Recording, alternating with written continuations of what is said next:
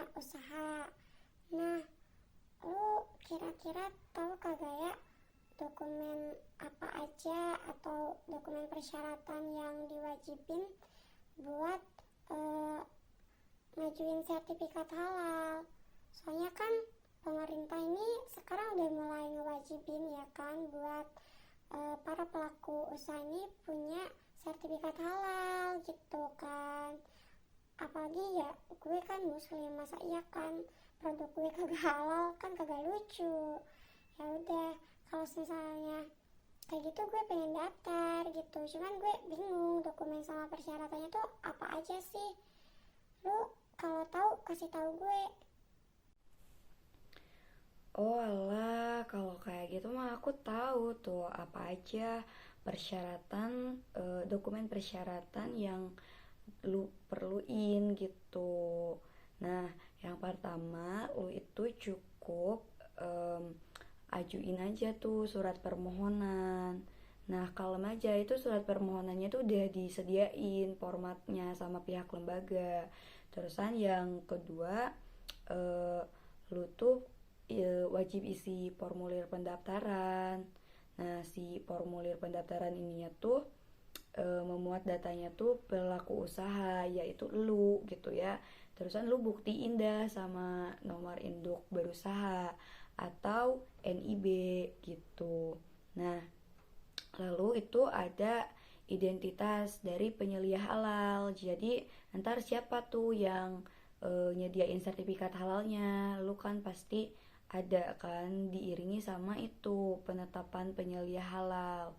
Nah, terusan ya udah yang basic-basic aja gitu, kayak salinan KTP lu, terusan daftar riwayat hidup, dan juga sertifikat pelatihan penyelia halal tentunya ya. Ya siapa tahu gitu kan lu punya penyelia halal malah dianya kagak punya sertifikat. Ya macam mana lu dapet sertifikat halal kan gitu. Terusan nih yang ketiga, lu tuh wajib punya nama produk. Lu ada kan nama produk? Terusan ya jenis produknya lu apa gitu. Nanti lu lengkapi dah sama surat izin edarnya ataupun surat apa tuh namanya, ya pokoknya surat-surat izin lainnya dah pokoknya ya yang terkait produk lu gitu. Nah, terusan yang keempat nih, lu itu perlu nyediain dokumen yang mana itu tuh isinya tuh daftar produk lu sama daftar bahan-bahan apa aja sih yang lu gunain gitu di produksi lu. Nah, yang ke berapa dah? Gua lupa ya. Yang keenam. Yang keenam itu sistem jaminan produk halal dokumennya gitu. Nah, ini tuh biar kayak ngejaga kesinambungan antara proses produk halal. Kok antara ya? Pada proses produk halal. Intinya mah ini tuh buat ngejaga ini tuh sesuai apa enggak sih proses produk halalnya tuh gitu. Nah, eh, ini tuh lu tuh wajib buat nerapin sistem jaminan produk halal ini tuh.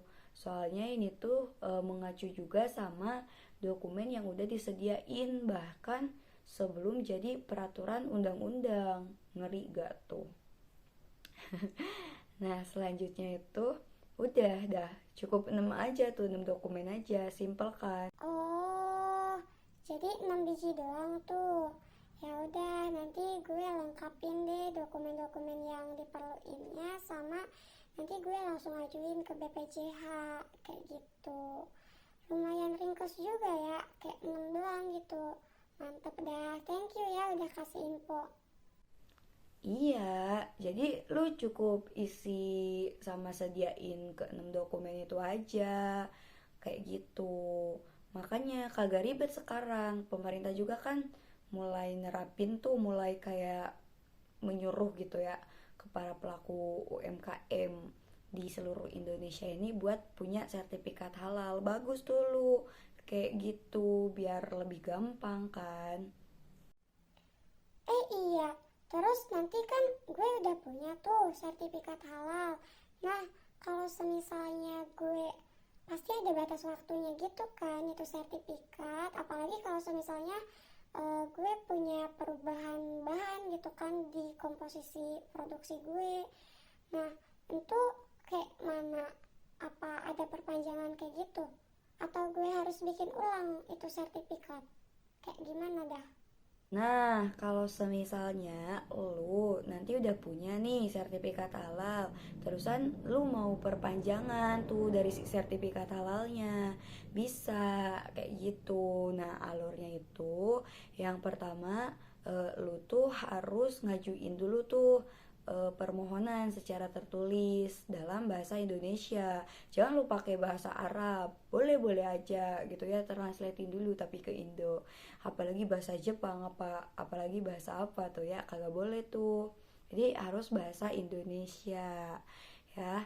Nah, ini juga lu tuh ngajuinnya tuh dilengkapi sama beberapa dokumen. Yang pertama itu dokumen salinan dari sertifikat halal yang lu udah punya. Terusan yang kedua, lu harus ada surat pernyataan yang mana ini tuh didaftarkannya itu tidak mengalami perubahan PPH dan juga komposisi bahan yang dilengkapi sama materai ya iya, jadi harus ada materainya itu ya.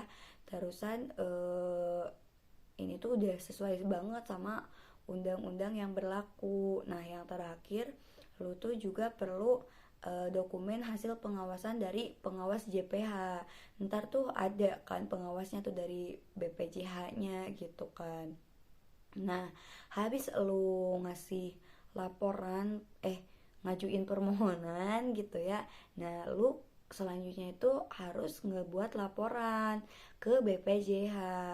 Nah, ini tuh juga dilengkapi sama beberapa dokumen.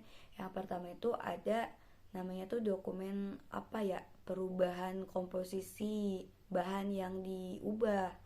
Nah, lu kan ada bahan nih yang semisalnya diubah. Tadi lu tanya gitu kan. Nah, ini tuh lu wajib ada salinan sertifikat halalnya atas perubahan komposisi bahan yang lu ubah gitu. Nah, kalau semisalnya lu kagak ada nih sertifikat halalnya, ya udah lu harus ngelakuin permohonan, harus melakukan permohonan ya buat si sertifikat halalnya ke BPJH gitu. Nah, habis dari itu baru deh yang terakhir, BPJH bakalan nerbitin sertifikat halal dengan ketentuan sepenuhnya lu tuh persyaratannya udah terpenuhi gitu. Jadi lu wajib banget ya buat ngemenuhin persyaratan-persyaratan dokumen yang tadi gue sebutin tuh, dari yang mulai 6 dokumen itu sampai yang kalau lu mau perpanjangan. Oh, jadi kalau semisalnya gue punya perubahan dari komposisi, baru gue bisa ajuin gitu ya ke BPJH. Oh, itu kalau misalnya gue belum dapet sertifikat halal gitu ya dari si produksi terbarunya gue. Tapi kalau udah punya, berarti langsung aja gitu ya dilaporin ke BPJH. Oke, thank you banget ya lu udah bantuin gue. Yo, sehat-sehat ya. Thank you. Makasih juga. Sukses buat usaha lu, semoga berkembang pesat dah.